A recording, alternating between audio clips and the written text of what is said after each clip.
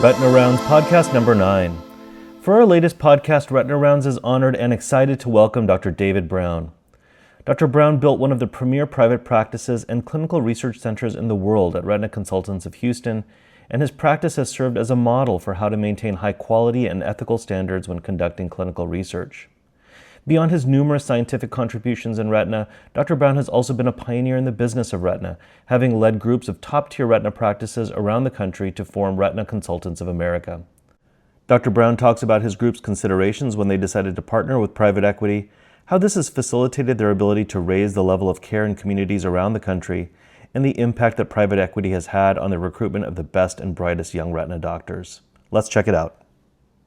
Well, welcome everybody to our Giants and Retina series for Retina Rounds. It's a great privilege to have Dave Brown with us today from Retina Consultants of Texas, where preserving vision is their mission.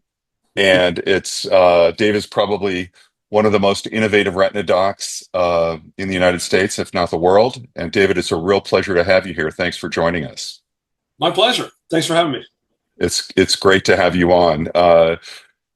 Dave, tell us about your journey to deciding you were going into retina. How did you decide you were going to be a doctor and then come to retina? Yeah, so I came from a blue-collar town, Shipshannock, Texas. And if you're the top of your class from kindergarten on, you're either going to be a lawyer or a doctor because everybody else works in a plant. And for whatever reason, I chose doctor. And that path keeps going because they keep patting you on the back and saying, "Oh, you're going to make a great doctor," before you even know what a doctor does, right?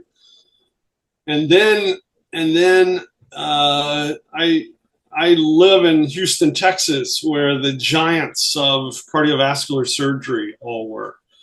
Michael DeBakey, Denton Cooley. And so the coolest thing in medicine when I was in high school was cardiovascular surgery. And that's what I wanted to do. So I decided it was going to take a 7-year cardiovascular surgery fellowship.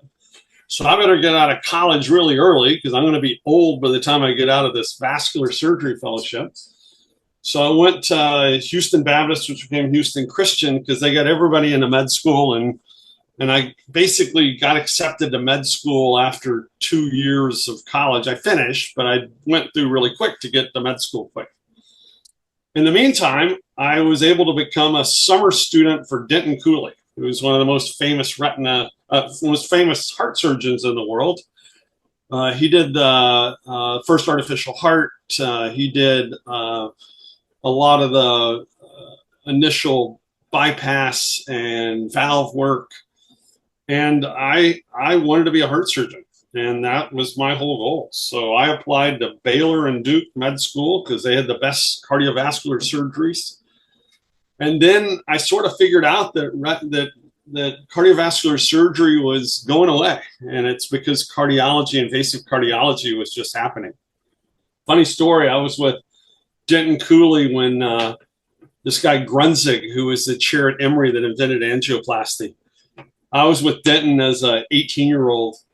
Sewing up the legs. That's what I did. I'd sew up the legs of the bypasses, and hear him, talk and be a hero.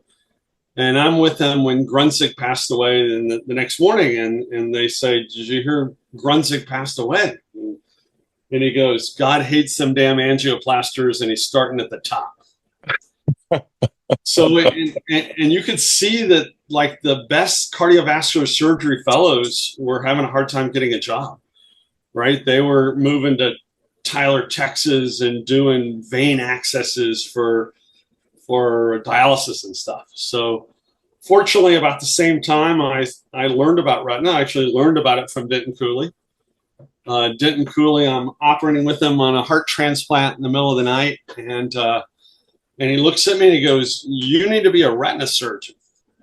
And I didn't know a retina surgeon from a rectal surgeon. I'm an 18-year-old undergrad, right? I go, "Dr. Cooley, what are you talking about?" And he goes, "Alice McPherson made more money than me this year, and she's at home sleeping right now." So anyway, that's not when I decided to be a retina surgeon. But certainly later on in med school, I started looking at other fields. I looked at hand surgery. I looked at neurosurgery, pediatric surgery. I about died in a pediatric OR with the temperatures of 110 degrees or whatever they are. But early on decided I wanted to be a retina surgeon. And so I had a guy, my neuroanatomy TA at Baylor was this super smart guy named Ed Stone.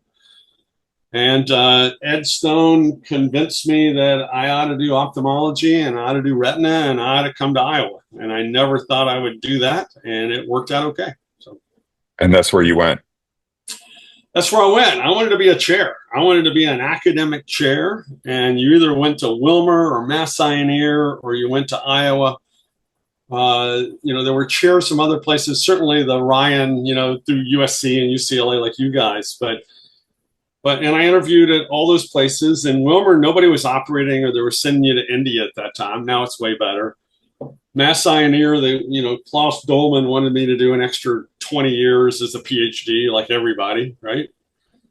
And Iowa, I went there first thinking I'd never go to Iowa, but I kept coming back to it and ranked it, and fortunately got in there. So it And worked who out. was your chair and mentor there besides Ed? Who was the chair there? Was it Tom? Yeah, so Tom was there, but also Fred Blody was back, right? Right. And so Fred Blody was this amazing giant, a true giant. Like he was the head of the American College of Surgeons as a ophthalmic pathologist, right? And Fred Blody was this guy that spoke 7 languages. And when he retired, when he stepped down his chair at Iowa, he was such a giant, he realized, boy, I need to go away or I'm going to overshadow the next chair. So we went and he founded King Fahd Eye Hospital, Faisal, the big one in Saudi Arabia. And then he came back and he did pathology at Iowa and worked a couple days a week. And like the first day I come back as a resident, Blody has memorized everybody's bios.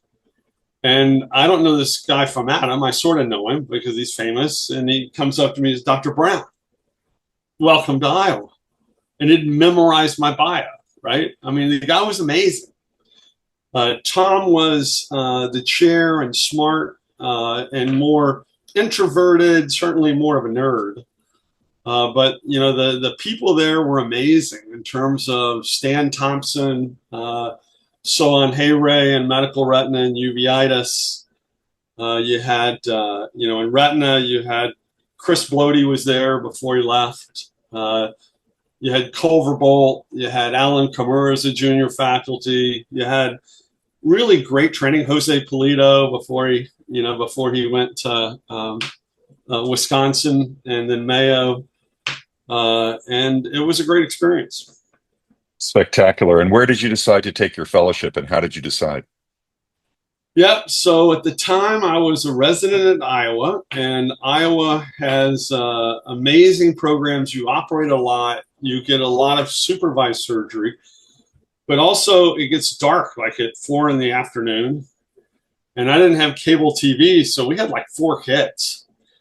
And as the path of least resistance was to stay at Iowa, I interviewed at Madison. I'm sorry. Yeah. At the 1-year program in Wisconsin and I interviewed at Bascom, but then I decided to stay at Iowa, partly to continue. I had 3 nice Templar grants, found about half the Stickler genes at the time. Was doing a bunch of work with Ed Stone and really wanted to continue that. So did that while doing the medical and retina surgical fellowship. Well, that's the truth of it, right? I mean, the opportunity to work with Ed and to be achieving at that level at that point in your career is really a tough thing it's that golden handcuff. How do you get out of that? Absolutely. And, basically thinking I'm going to be a chair, I really, I was right at the stage where I was, could have got an R05, had multiple publications off, funded research. And so, the ability to do that anywhere else, Bascom Palmer is a fantastic program, but they don't have anything like that in terms of, at the time, in terms of bench research and the ability to do something like molecular genetics where you can operate all day and the gels are running themselves, right? And also is great for my family. Iowa City's an amazing place. living on a college campus, walking to work. It's freezing cold, but it was a great experience. Great training, great people. Iowa City's a lot of people don't know the story of the hospital. The story of the hospital was Iowa is a state kind of like Sweden or Norway. It's a very homogeneous population, and they take care of their own population, which is a predominantly white agrarian people.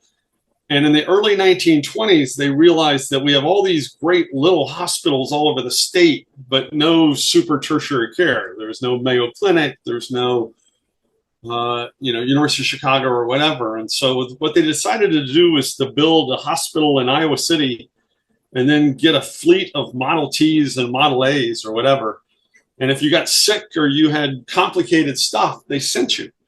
So what ended up happening is they built a top 5 program in ENT and in OB-GYN and in ophthalmology and all these super specialties, because you had the tertiary care of this massive state with basically a funded system. So in Iowa, the charity patients and the richest guy in the state could be 2 beds apart. And they looked the same. One was worth a lot more money, but it was actually a really neat place to train in terms of both the teaching and the ability to take care of an indigent population and operate a lot, but still have the resources of a big city. So. Very exciting. And so as you were coming out of fellowship, how did you where did you go first, and what was your decision tree like? You had a big family already, you were very accomplished, and you probably could have gone anywhere. So how did you choose and where did you go? You would think so. At the time, you would remember this, not many people younger than us do, but there was a corporatization of medicine, and there were a bunch of ophthalmology programs being bought up by what was the name of it? It just went blank. Anyway, the stock exchange was basically owned a bunch of multi-specialty practices. At the same time, Hillary Care was being purported as it's going to take over all of medicine. So the academic programs were all worried that they were going to lose their funding. They weren't going to have patients.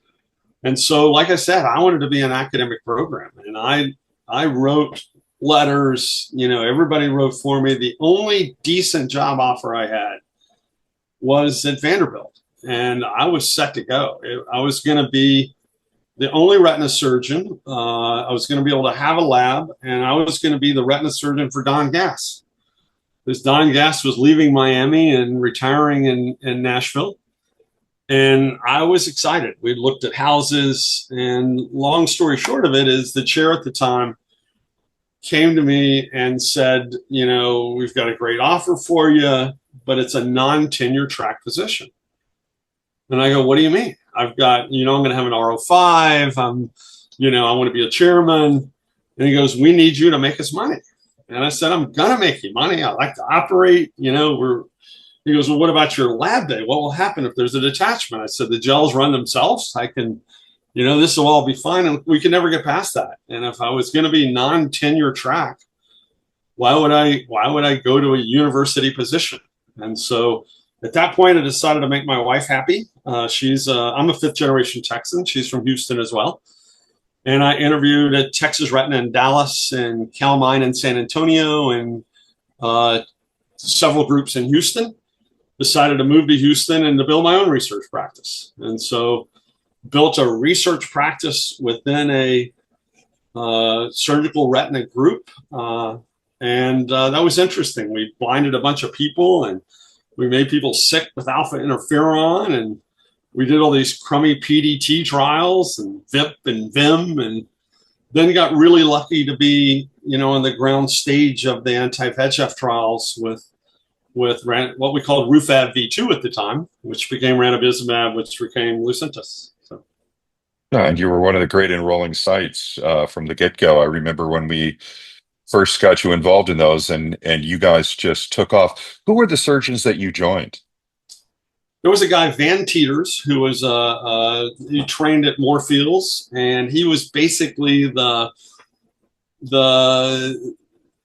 the alternative to Alice McPherson in Houston, and was a very good surgeon. He had Mike Hines with him, who was another well-trained, good surgeon.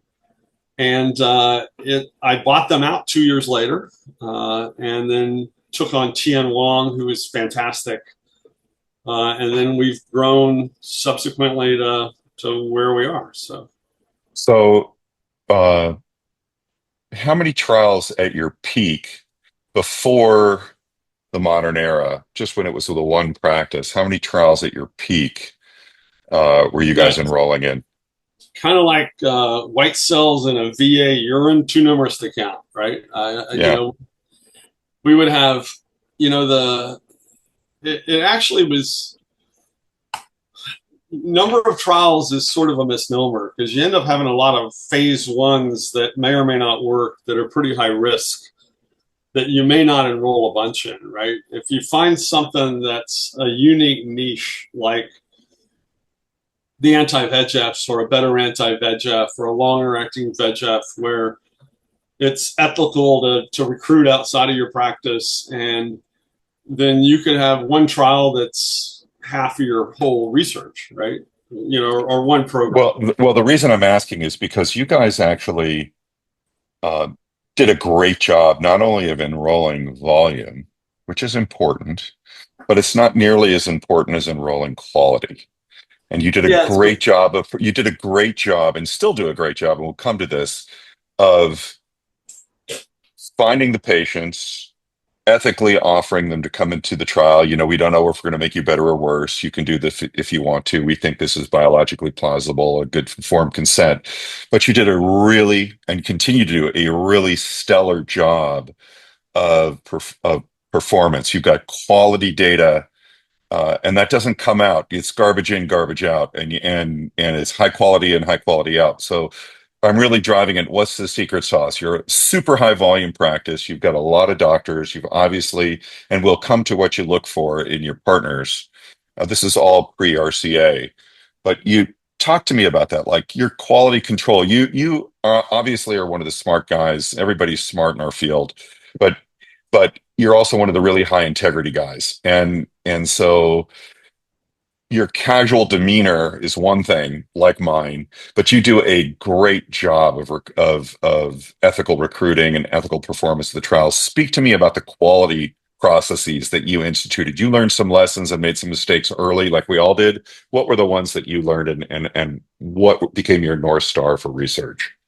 Yeah, I think the first thing is, just like you tell anybody you train, or the first thing is to treat the patient the way you treat your family. And if you think the trial's not working, or you think there are better options for them, tell them that they should, you first go to the sponsors and say, hey, something's not working. Can we change the retreatment criteria? Can we do this or that? But your first responsibility is to the patient. Your second responsibility is to the science. And the science is something that a lot of people don't quite get. In other words, there's all kinds of things they make you do in a trial, and some of them make no sense and probably don't have anything to do with the outcomes. But you still have to be diligent and consistent with that science. In other words, I had a great coordinator, and he was a PhD, and he was in his postdoc but taking a year off, and he was great with patients, and it was IST I was doing, an investigator sponsored trial, and I'm going, and one of the things that the sponsor wanted was a temperature at every visit, right? And it's kind of stupid. I mean, unless you think they're septic, like, why would you really care? And is it going to change? But it was a little mouse strip, and everybody's temperature in the whole trial was 98.2 or something. Like, he didn't even lie and say it was 98.6. Like, he didn't say normal every time. He said one number every time. And I went to him and I said, look, this can't be that every time you put a strip in the mouth, it's 98.2. And he basically fessed up that, that's not important. And, I just fudged that. And so you got to fire that guy, even though he's great. Like, you can't fudge one thing in your science and expect me to trust anything else. When we started, trials didn't make any money. You probably lost money if you did it right. And you still lose money on trials if you do some of them right? There are a lot of groups now that go in and recruit phase 3s, and they think, boy, this is a lot of money per subject per year. But you got to have the training, you got to have the individual invest. You can make money on trials, don't get me wrong. And we do. But that is not the reason to go into trials. The reason to go into trials is you're truly trying to fight blindness. You're truly interested in helping patients, and you're truly interested in moving the science forward. What I would encourage other people, remember as an investigator that it is truly you're in charge of the trial. It is you determining causality. In other words, if you randomize to 2 different drugs, and one of them, you have a patient with a heart attack, and you know that the patient got the experimental drug, and you say, oh, it couldn't be related because there's no way an anti-VEGF in the eye causes this or whatever, and you say there's no way it could be related, then how do you know? Like, what if there is a 0.5% incidence of gallbladder cancer or whatever? So you assume that everything is caused by the drug. And what happens now is you have all these companies that are either pre-public or they're venture cap funded, and they're all trying to get incredible data out of a phase 1, which is really hard, right? You're really trying to get safety data. You're trying to figure out your dose, but they're trying to see efficacy data, and they're trying to make it look as safe as mother's milk. And you say, boy, I think that this, peripheral wipeout of the RPE, that's probably related to your drug. And they put a lot of pressure on my junior investigators and others. No, that you can't say that, right? You say it's unrelated. If you think it's possibly related at all, the FDA thinks everything could be related, right? I mean, be honest. It's your, if the randomization gods work out right, there'll be the same number of gallbladder cancers in the control arm as there are in the treatment arm. So a lot of people don't realize that you're the boss, not the drug company, and that you can stand up to them. And I've been fired a bunch. I was fired by Alcon for anacortate when I told them the phase 2 data didn't really look like it worked. I remember it well, and Allergan as well. Yep, Allergan as well with the DARPin. They wanted to, but I'm not always right. Like, I didn't think the AREDS trial would work. I mean, vitamins, we did that trial to prove that vitamins wouldn't work, right? Sure enough, it 25% risk reduction. I think it's real. Same thing with complement. I didn't really see why anti-complement would work for GA, right? There's no real genetic markers that go that way.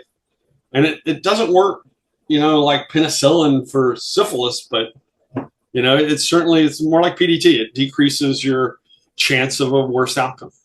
Well, it's an interesting battle we fight in our own minds as investigators when we're not expert enough to grasp the biologic plausibility and whether or not you're working with a good partner. And there's a process that one goes through as an investigator, feeling out these sponsors. So before the advent of RCA, how many people did you have in your practice? How many docs and how many people on your research side? Yeah, so we were 11 partners in Houston, and we were financially doing very well. Research-wise, we were the top site in the world. Had recruited some really impressive talent: Charlie Wyckoff, James Major, Amy Scheffler, some superstars, and we were fine. And really didn't think that we would ever look at private equity. And then our friends in New Jersey, Retina, sold to Quad C. And we were getting calls all the time and not calls, blanket emails, you should talk to us about potentially marketing your practice. And, really thought that why would we ever do that? We're happy we control our own destiny.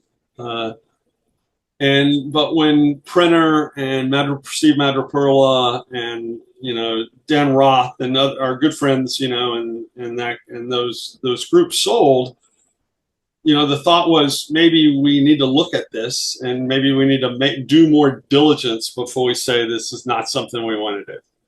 Now, were you the managing partner at that time? We didn't, like most retina groups, we didn't, quote, have a managing partner. It's kind of like herding cats. You kind of manage by consensus. I ran all the research, but really we tried to get a consensus where everybody believed that what we're going to do is the right thing to do, right? So we officially didn't have a managing partner, but what we did was we created a what we called a PE committee, and we took young guys, middle guys, and old guys. I was essentially the old guy then, and Matt Benz, Charlie Wyckoff, Anchor Shaw, and our administrator. And if you're interested in recapitalizing your partner, the most important thing you get is an investment banker. And your investment banker is like your real estate agent. They really don't make much money unless you sell. But what you want to make sure is that they're really in your best interest. In other words, we did this process thinking we would never sell. So we interviewed 17 investment bankers, and that's a lot. And these interviews are an hour, hour and a half, and then you fly them in and talk to them for a couple hours because you're really going to work with this person to figure out, is this a good fit for your practice, how to market your practice, or how to put your practice in the best light. And when I came to Houston in 95, I told you I wanted to build a research clinic. I had a business plan, and the business plan was pretty easy. There were, at the time, about 17 retina docs in the Houston area, and all the groups were within 3 blocks of each other, right in the Texas Medical Center. They were Methodist, St. Louis, So, right? David, just for those of us who are in our audience who are listening from around the world, just describe the Houston metro area. Most people don't realize that Houston is a very big city. Yeah, Houston's about 9 million metro now. Houston has the biggest medical center in the world with MD Anderson, the top-ranked cancer institute. It's got Baylor College of Medicine. It's got University of Texas. It's got Methodist Hospital, which is probably the richest hospital in the world. It's got Memorial Hermann. So the Texas Medical Center complex is the biggest medical complex in the world. It's where it's a city. It's a city. It's a city, right? Yeah. And so retina surgery was so niche at the time, people would come from Louisiana or Arkansas, just like they went there for cancer care, just like they went there for heart care, right? They went to Denton Cooley, they went to Michael DeBakey. I just want to know, David, did you have your own elevator like Dr. DeBakey did? I parked in the same garage, so I went up his elevator. There you go. So Texas, Houston's a big city, and the medical complex is a city unto itself, and you draw from a lot of states, and you had 11 docs, and you interviewed 17 investment bankers. How did you land on your banker? What were you looking for in the investment banker? Like, they were all smart and they were all cagey. So was it integrity? Was it backslap? Good old boy? What were you looking for?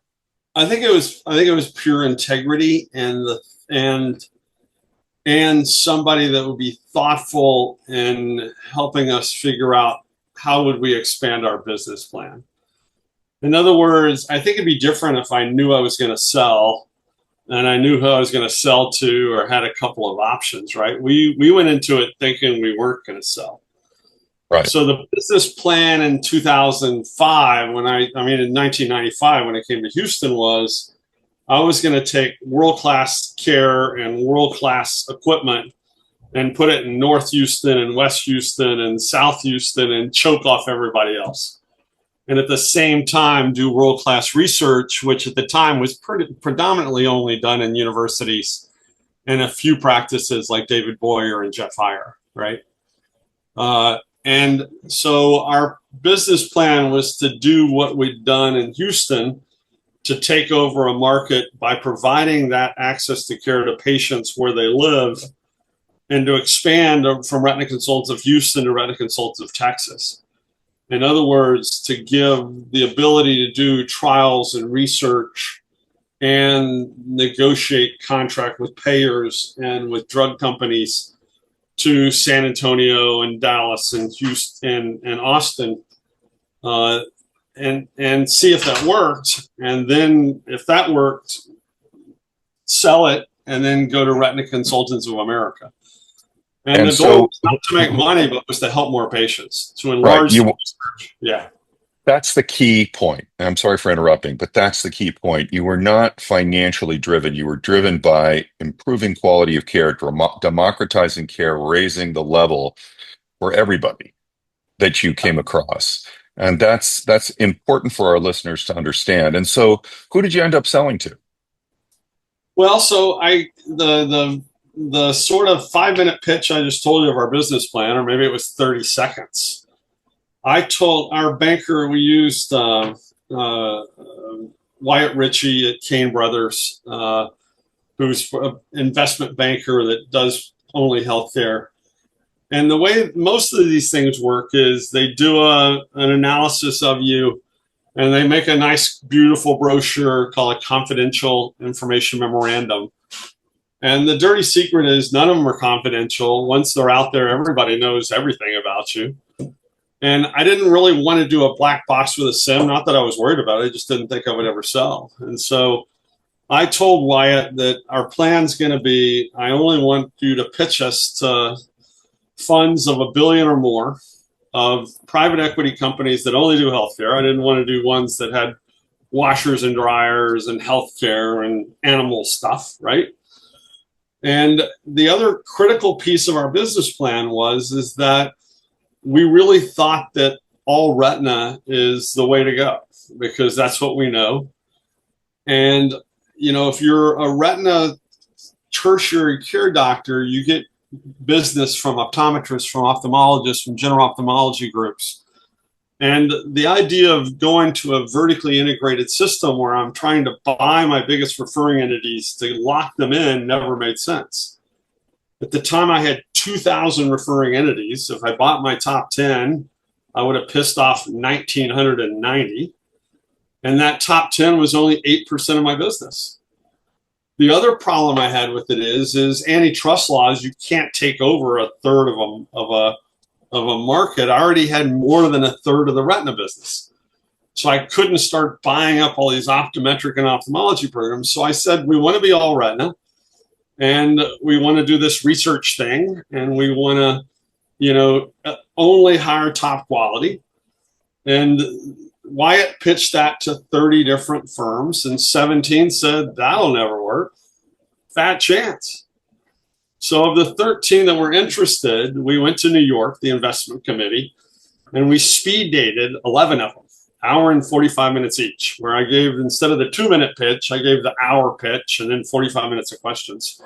So I'm pitching this to all these companies, again, thinking that we're probably not even going to do this. And one guy says, well, why would you wait and go from Retina Consultants to Houston to Texas and then see if it worked for 5 or 6 years and then go to Retina Consultants of America? Why wouldn't you just go straight away? And I go, well, that would be a lot of risk and a lot of capital. And he said, we have infinite capital for great ideas. And it turns out that he had already met and lined up Joel Perlman's group, you know, with, you know, Sacramento. And so he kind of got the picture that there are retina groups that could come together. And this January 30th, before the pandemic started, we merged the Long Island group, Sacramento group, our group, Retina Group of Florida, all together. And so that's Halperin, Fastenberg, yep. Thielander and Company out in Sacramento, which is of course not how Perlman refers to them, but that's okay. Yep. That's how I think of them. Those are actually amazing groups. And, so if you think and Santa Barbara with right, Bob, right? So we right. merged So if you think of the contributions of Bob Avery, Dante, those guys, and the macular hole innovations that came out of Sacramento, Fastenberg and Company in Long Island, and Halperin and his group down in all of South Florida, which basically were the other alternative to Bascom Palmer. Really a marquee group of innovators, super high quality delivery. And so tell us what happened next. So you merged those groups, you figured out a way they could buy your practice. The financial details are not important, but Yeah, but it you, wasn't. Part of it wasn't necessarily buying the practice. We made it where the physicians own 40% of the equity, and we made it where physicians own 40% of the equity. And it turns out that the private equity company Webster only owns 16%. Like the rest were passive ingressors. We had several Merrill Lynch funds, et cetera. And really we let each group run itself the way they ran each other in terms of schedules and how and they why told. was that? Why was that important? Tell our listeners why that was important. I mean, I know why it was important, but tell our Yeah, listeners why that's important. I think that I think the most important thing a physician does is to take care of a patient in their lane and give them the advice that he would give his own family. And what I didn't want is any way a corporate structure was going to say, you got to do this differently, or you have to sell this many widgets, or you have to work Saturdays. You have to keep these doctors happy. They're the ones that have built what they have. They know their individual markets. To come in and micromanage absolutely makes no sense. We can do a great job of negotiating nationally on whatever, lactated ringers or whatever. We can do a great job on it's not necessarily negotiating with Blue Cross or United, but when you're small, you can't even get an audience with them, right? They are so big to get just enough where you can meet the medical directors and work towards a common goal of helping patients. That's the kind of thing we can do really well. We can take what we did in Houston, which was standardize the teaching of refractionists and the ethics of consenting and the good clinical practice and harmonization of medical records. You can compartmentalize that and teach that around the country. But to go in and individually tell docs, here's how you ought to practice, I don't think would work. And I think that they would either not continue in that practice or it wouldn't be successful. Well, that's an actually extremely germane point, and that is another way of synthesizing that is, at least from my perspective, these are highly evolved, super successful entities with really smart people that are in their own microclimates, if you like. Houston, Miami, Sacramento, Long Island, same but different in many ways. And it's one thing to take economies of scale on things like lactated ringers or contracts. It's another thing to tell doctors how to practice medicine or to how to deal with their referring docs. And it's very, very important. And I personally feel it's the secret of your success that you haven't done that. And so you took those four practices and realized that, hey, this is actually working and it's actually fun. And we're actually you guys got better in Texas, Sacramento got better, New York got better, Miami got better, South Florida. And then what did you do next? Because you entered this period of logarithmic growth and tell us about that thought process. A couple things happened. One, when we were looking at retina groups around the country, we were really unique and that we were so research focused. Like 22% of our EBITDA or earnings was research. And the next highest group we knew of in the country was 4 or 5, right? And so it wasn't that doctors didn't want to do research. It's just the ability to have the infrastructure and to build the infrastructure and maintain that in sort of the ebbs and flows of research cycles. So we consolidated everybody on one clinical trial software system. We made everybody consolidate to a way where we could audit and make sure that the processes were the same. In other words, what we wanted to do is we wanted to sell our research to sponsors as we're going to maintain this level of quality you've had in Texas. And certainly they did great research in Sacramento, but on a much smaller scale. And to be able to do that and to grow that, and then to get Lloyd Clark in South Carolina, to be able to get the Minnesota group with David Williams and Rob Mitra and Sandeep Dev, those groups joined us pretty quickly thereafter. And the most fortuitous thing was nothing we did. It's just that before this, everybody thought that the patients were controlled by the general ophthalmologist or their optometrist. and that the retina guys were captive. But when the pandemic hit, all those practices shuttered their doors, didn't see any patients, while we put on our mask and fix retinal detachments and continue to do research and continue to give injections, because it turns out that retina was an essential service. And general ophthalmology or optometry is fantastic, but it's a commercial service, right? It's Well, more that's right. And David Park and Steve McLeod and I published from the IRIS database that showed exactly that. Even in the states that had mandatory shutdowns, Retina kept going, and people didn't lose vision. And it was a kudos to our colleagues and to us that we were able to do that. And so you leveraged the pandemic because you learned a lesson. Yeah, and not only that, it was actually better. When New York got shut down, right? I mean, Long Island got shut down, but we were able to keep the Long Island group going, even though that not necessarily just economically, but just support. Like if there was a shortage of masks somewhere, then we would find it somewhere and ship to another part of the country.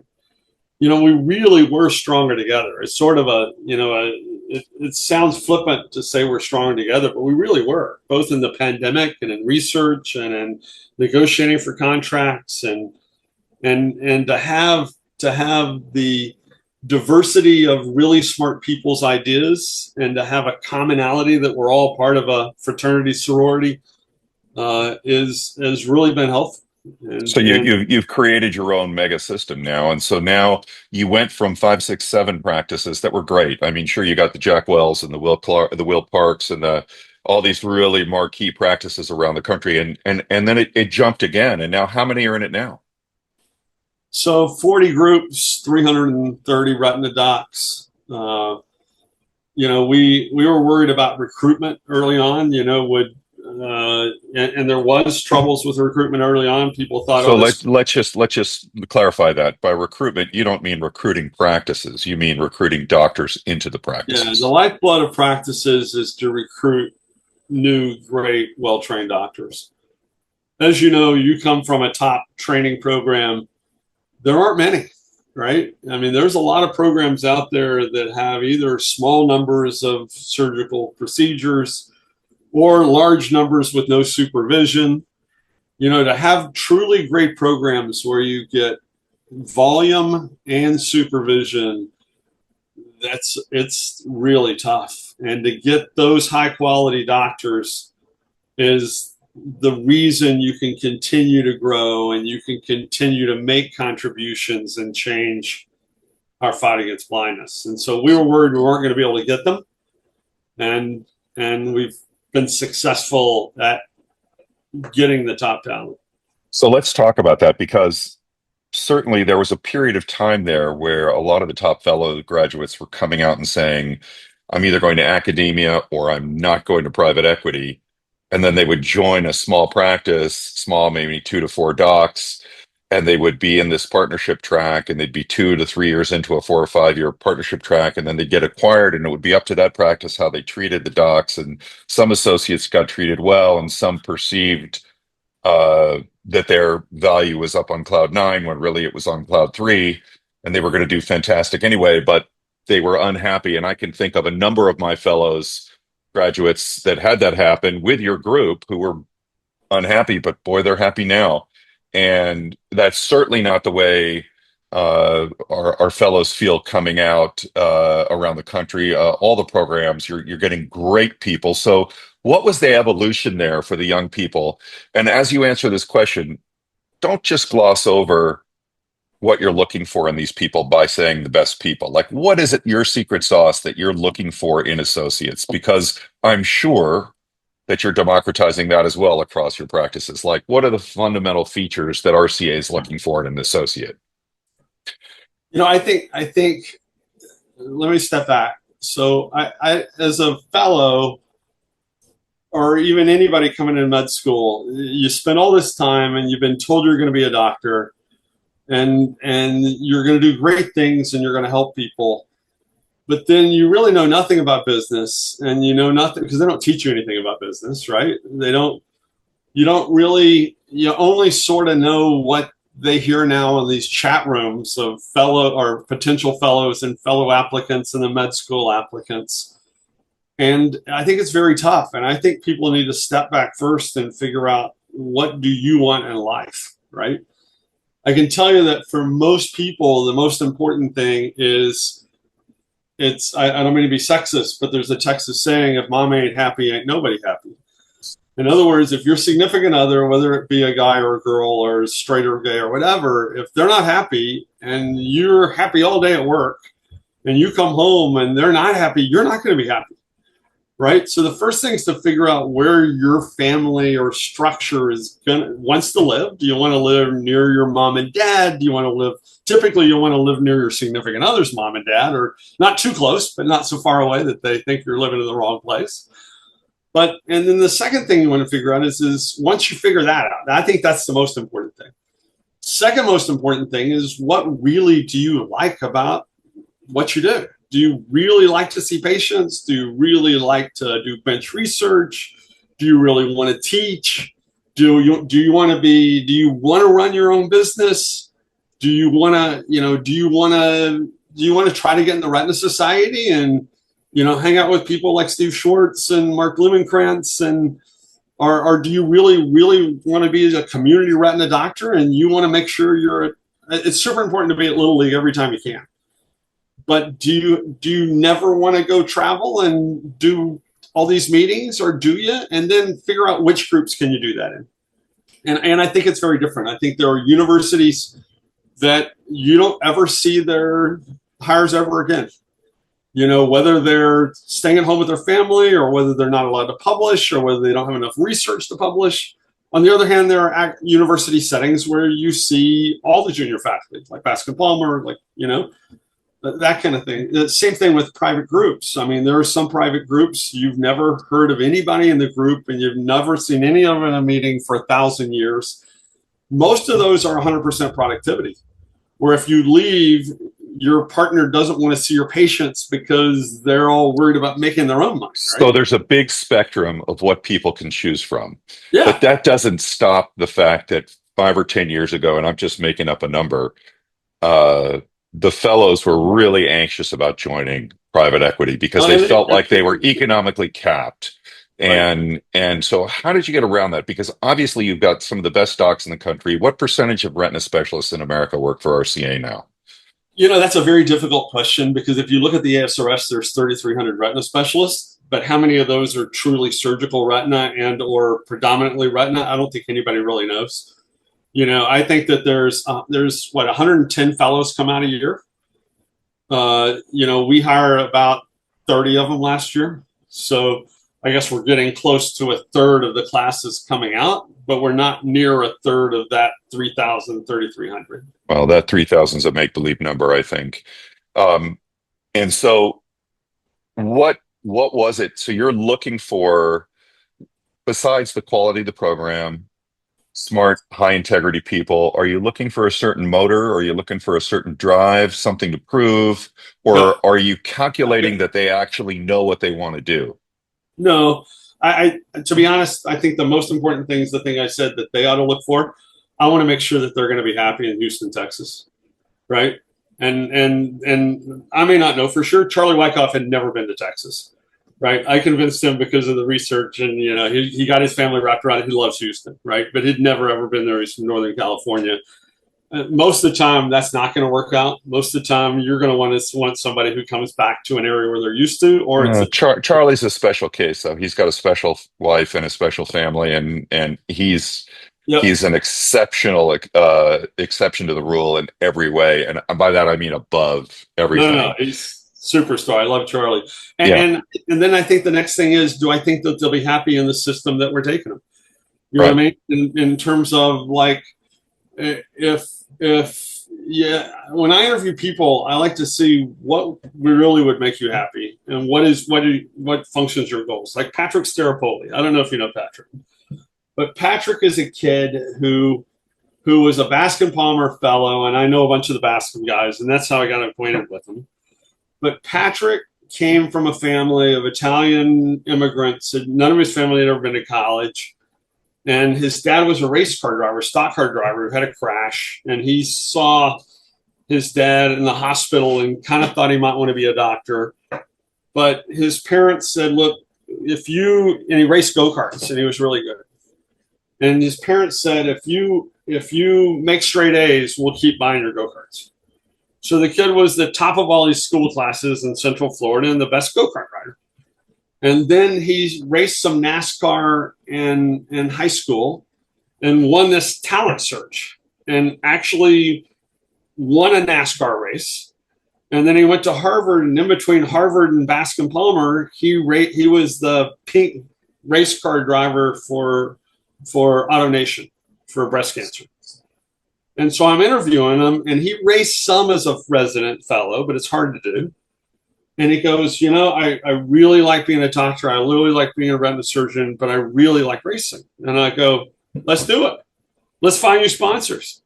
So he's our junior partner, and we helped him get some, philanthropic sponsors. And he in Talladega, there's 3 races. On the Saturday, he was in second place. Most of the race ended up 11th. He races 10 times a year, but he's also a great retina surgeon. That's what makes him happy. If you can do that wherever, and that happy may be, I want my kid to play world-class soccer, and this is the town that has it, right? I think you have to figure out what motivates people, makes them happy, because then they're going to be better at work. They're going to be better at life. I honestly really like people that like research. I like people that like to write papers. I like people that like to go to Arvo. Does everybody in my group have to do that? No. But when I'm recruiting you, I really like that, right? So that's the Houston formula. You guys aren't sharing or imparting to your other practices in RCA what they should be looking for. You're letting everybody do their thing, right? See who's going to be happy in your milieu, right? Right. That's and be great. a long-term partner and help work together as a team, right? Just like, and Ricky Bobby's happy in your practice. He's the rep. If you're not first, you're last. Exactly. So let's just change the subject for a second, because a lot of people really admired the fact that you and Webster, you guys sold the second tranche. And can you talk to us about that a little bit, or is it still too sensitive? No. I can. So, we never thought we'd grow as big as we did, right? I mean, we almost grew too big. Like, we were so big that another private equity company, we were really only talking to the Blackstones and the very high-end private equity firms, because you can't buy something expecting to grow it and flip it if you're already great big. And so we never thought we would be with a strategic buyer, which is a distributor or a manufacturer. But at the end of the day, it was the distributors and manufacturers who ended up being the best potential partners. And what it's done for us is it's really given us so many resources that you wouldn't have had with private equity, because now we're not going to sell again. Right? You don't have to worry. If you're a junior guy coming in, you don't have to. They said Webster was good and they didn't tell you what to do. But, what about your next buyer? Are they going to make us wear pink scrubs and work on Saturdays and tell you we got to sell whatever, right? Sell lots of Isodex or something, right? And this is a lot more of a stable structure. Cencora, which used to be AmerisourceBergen, is Fortune 10. They're the 10th largest sales in the country. The in-house legal is better than anybody I've ever worked with. They don't just say no. They try to figure out a way to help us, mitigate the good days and how you figure out financial hardship. They're really motivated for a long-term commitment where we grow, where we continue to hire, where we continue to build our research. And it's been so far a great partnership. It is a great big company, and it's way slower on most processes than I'm used to dealing with. There are big committees, but as a whole, they've been fantastic. Bob Mouch, CEO, I can call him anytime. I'm on the board along with Joel Perlman that runs the subsidiary of RCA Cencora. They've stayed out of our knitting. They're not telling us what to do. So far, it's been extremely positive. I never knew there was a town called Conshohocken, Pennsylvania. That's their headquarters outside of Philly. I now know that, and I've been there a bunch. That's really fantastic. And Dave, so here you are, rural Texas, wanted to be a chair, thought you were going to be a cardiovascular surgeon. Academia didn't, the Red Sea didn't part for you, and you went and did your own thing, and you prioritized your family, which is always a smart move, and grew your Houston Retina Associates to Retina Consultants of Texas to Retina Consultants of America, and now you're one of the leaders, if not the leader, of the biggest group of retina docs in the world. It's not even close, and arguably the best. And so, massive congratulations to you on that. And I would invite any of our listeners to write to Dr. Brown, reach out to Dr. Brown. He's extremely affable and kind, and loves to meet people and share his story. Before you go, I just want to talk about some of my favorite research that you've done, and maybe you can share a story about it. One of my favorite projects that you worked on was the OCTs in space. So talk to us a little bit about being the NASA retina doc and what that was like, and how hard you had to push back to not get sent up in the space shuttle to tune the OCT. Yeah, so I'm Houston's put a man on the moon. Lyndon Johnson put the Space Center here, another great Texan. The astronauts are amazing. They work their whole lives to get shot in a rocket, which amazingly almost always they come back from. And they knew forever that whenever you got sent into space, that your eye changed pretty quickly. And you got this hyperopic shift, and literally all the way back to Gus Grisham and such. After that, once you were there a few days, you got sent up in space with what they call your space glasses. And they were your refraction plus a half, and then plus one, and then plus 1.5. And the longer you're up in space, you just kept changing glasses. And they didn't know why. So after a while, some people came down with what appeared to be disc edema and or choroidal folds, and they didn't go away. So they were trying to figure out what the change was in space, and they got, because it looked like intracranial hypertension, they convened like the 20 most famous neuro-ophthalmologists in the world. And they had this big brain think tank, and they thought, well, we ought to put an OCT into space. That wasn't my idea. It was a great idea, but it wasn't my idea. And then they trained the astronauts, and they did Heidelberg OCTs before, during, after. And they're neuro-ophthalmologists. And if you're just a carpenter, you only see hammers and nails. And so they did, I'm not kidding, probably 30 different scan protocols. Only 29 were through the nerve. Only one went through the fovea, right? And so they'd never really had a retina guy look at the OCTs. And I took care of the astronauts for the problems. I'm a Houston retina guy, and I get sent, both the executives and astronauts. And so they said, would you mind looking at all these OCTs? And I go, okay. And it was a big political thing, and took like a year to be able to go in. And then under secrecy, I go in and review all these Heidelberg tract OCTs. And I see that the choroid's getting thicker on everybody. And that before this, they thought that only some people had the problem, which was called SANS, space-associated neuro-ophthalmic syndrome. It was called neuro-ophthalmic syndrome because only neuro-ophthalmologists had ever looked at it, but that's a different story. And so it turns out that it wasn't just some people had SANS, 100% of them had prelaminar disc edema and had encroachment of the cup in. And so that led to changing the protocols to where we have more choroidal scanning. Got my good buddy Rick Spade involved. I think he's correct. I think it's venous overload choroidopathy. I think because normally your blood flow drains down because of gravity. You don't have that in space, so their heads get puffy when you talk to them on Zoom. And without that, you get increased choroidal pressure that get that choroidal thickening. That's what causes that mild choroidal edema.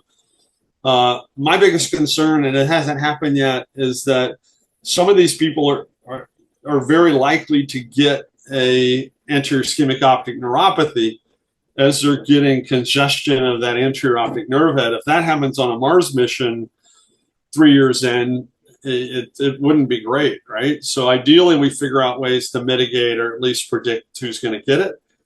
At this point, all we can say is that your biggest protective mechanism is to have a big cup going up, because you got so much more space as that encloses in, right? So why the hyperopia? Is it because the choroid's moving the macula forward? No, I think it's just choroidal congestion. I think your vortex veins are getting increased venous. You're getting venous backflow, and Sure. just like what we've seen. I didn't realize. I guess what I'm saying is I didn't realize that hyperopia was a part of that.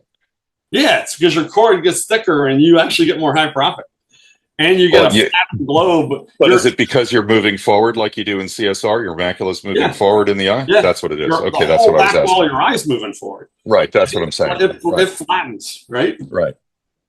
And so it's a fascinating problem, and we've got more and more data. What I've seen post-flight, and the ones I've done ICGs, is I see vortex vein anastomosis like Spade has shown with CSC. But a lot of them could have CSC, right? They're previous fighter pilots and stuff like that, right? And so what we're working on now is, can we get choroidal imaging either from like the DREAM OCT, the 4,000 kilohertz, or ICGM before. What if we can show that there are no choroidal venous anastomosis in some people before space and afterwards it is? That'll answer why the choroidal thickens, why it stays thickened, why they have some prelaminar. It won't solve the problem, but we're getting more towards defining what this issue is so that we can potentially mitigate or at least figure out who's at highest risk. It's fun. Yeah, it's really exciting. And so I'm wondering, solution-wise, have you guys seen it resolve at all with exercise or exposure to different G-forces, or it just sits there? Not really. I mean, you could maybe hang people from their feet or something, spin them around like I don't know. Right. Yeah. So the Russians. So I see a lot of the SpaceX. We share a lot of those guys. You and I have shared a lot of the SpaceX people, and they're not up long enough. No, and they don't have that sort of experience. Yeah, they get some changes, but they're not up long enough. One of the funnest stories is that because of the cephalocaudal blood supply issue, the Russians don't wear shock trousers, but they wear these tight pants, which are supposed to increase the venous pressure. And the Russians claim they've never seen any changes in their cosmonauts in space. Of course, they don't dope their athletes, and they haven't looked with an OCT. So they probably haven't looked with an OCT. Right. That's right. Well, Dave, thank you very much for taking this time to chat with us. Retina Rounds has a really eclectic, widespread global audience, and you are clearly one of the giants in retina. You've been so innovative, and you've disrupted what was a pretty stagnant practice pattern and created a whole new silo for our specialty, and you're lapping the field. So we just want to say congratulations and thanks for taking the time, and keep up the good work, my friend. We're all so proud of you. No problem. Like I said, it's a big team. Certainly couldn't do any of this without my research coordinators, people like Charlie Wyckoff, Ankur Shah, Joel Perlman. It takes a big team, and it takes people that want to work together and help fight a mission together. And so, I'm at the tip of the spear sometimes, but it's a big army behind me. So. Well, you got to be brave, and it's a combination of being fearless and having vision. And there's a lot of leadership involved. Everybody's got an opinion, and to get everybody aligned towards a common goal is a really special gift. And I think you've made a giant impact. So thank you very, very much for joining us. If you enjoyed this video, please visit us at RetinaRounds.com. There you can sign up for our email list. You'll get a notification every time a new video is posted. And if you have an interesting video or a tip or trick that you'd like to share, please follow the links on our website and you can upload your video there. Thanks so much for watching.